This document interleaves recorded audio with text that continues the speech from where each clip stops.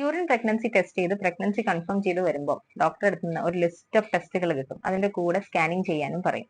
കുറെ ആളുകൾ ചോദിക്കും, പണ്ട് ഈ സ്കാനിങ് ഒന്നും ഉണ്ടായിരുന്നില്ലല്ലോ, എന്തിനാ ഇപ്പൊ തന്നെ സ്കാനിങ് ചെയ്യുന്നത്, ഒരു പ്രഗ്നൻസിയിൽ എത്ര സ്കാൻ ചെയ്യണം എന്നൊക്കെ. പക്ഷെ ആദ്യമായി 6 ആഴ്ചയുടെ 8 ആഴ്ചയുടെ ഇടയിൽ ചെയ്യുന്ന സ്കാനിങ്ങിന് പറയുന്ന പേരാണ് വയബിലിറ്റി സ്കാൻ. ഈ സ്കാൻ എന്തിനാണ് ചെയ്യേണ്ടത്? ആദ്യം തന്നെ നമുക്ക് ഗർഭം, പ്രഗ്നൻസി എന്ന് പറയുന്നത് യൂട്രസിന്റെ ഉള്ളിലാണോ അതോ പുറത്താണോ വളരുന്നത് എന്നുള്ളത് അറിയണം. ഇങ്ങനെ പുറത്ത് വളരുന്ന പ്രഗ്നൻസിയാണ് എക്ടോപിക് പ്രഗ്നൻസി. അപ്പൊ ആ എക്ടോപിക് പ്രഗ്നൻസി സെർവിക്സിലോ ഓവറിയിലോ അല്ലെങ്കിൽ നിങ്ങൾക്ക് ട്യൂബിലൊക്കെ ഉണ്ടാവാം. ഇത് നമ്മൾ അറിയാതിരുന്നു കഴിഞ്ഞാൽ ഈ ഗർഭം വളർന്ന് പൊട്ടിപ്പോയി കഴിഞ്ഞാൽ പൾസും ബി ഒന്നും ഇല്ലാതെ പേഷ്യന്റ് വളരെ സിക്ക് ആയിട്ടുള്ള ഒരു കണ്ടീഷനിലാണ് സാധാരണ കാഷ്വാലിറ്റികളിൽ എത്തുക. അതുകൊണ്ട് തന്നെ പ്രഗ്നൻസി ഗർഭപാത്രത്തിനുള്ളിലാണ് വളരുന്നത് എന്നുള്ളത് ആദ്യം തന്നെ നമുക്ക് കൺഫേം ചെയ്യണം. രണ്ടാമത്തെ കാര്യമാണ് ഒരു കുഞ്ഞാണോ 2 കുഞ്ഞാണോ ട്വിൻസ് ആണോ ട്രിപ്ലെറ്റ്സ് ആണോ എന്നെല്ലാം നോക്കേണ്ട ആവശ്യം.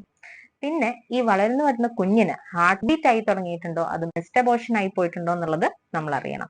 ആൻഡ് മോസ്റ്റ് ഇമ്പോർട്ടന്റ്, ചില ആളുകൾക്ക് പീരിയഡ്സ് ഇറഗുലർ ആയിരിക്കും. അപ്പൊ അവർക്ക് പീരിയഡ്സിന്റെ കണക്കനുസരിച്ചായിരിക്കില്ല കുഞ്ഞിന്റെ വളർച്ച. അപ്പം ഡേറ്റിംഗ് സ്കാൻ എന്നുള്ള നിലയ്ക്കും ഈ 8 ആഴ്ചയോട് അടുപ്പിച്ച് സ്കാനിങ് ചെയ്യുന്നത് നല്ലതാണ്.